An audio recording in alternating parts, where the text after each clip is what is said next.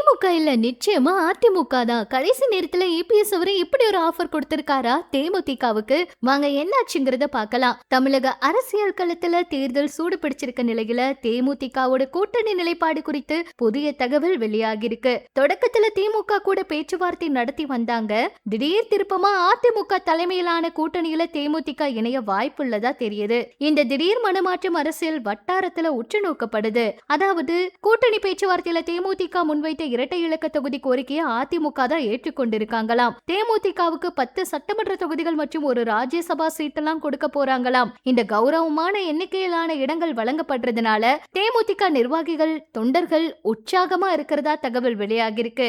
அதனாலதான் திமுக கூட கூட்டணி வைக்க வாய்ப்பு குறைவு, கண்டிப்பா அதிமுக கூட கூட்டணி வைக்க போறாங்கன்னு தகவல் வெளியாகிருக்கு.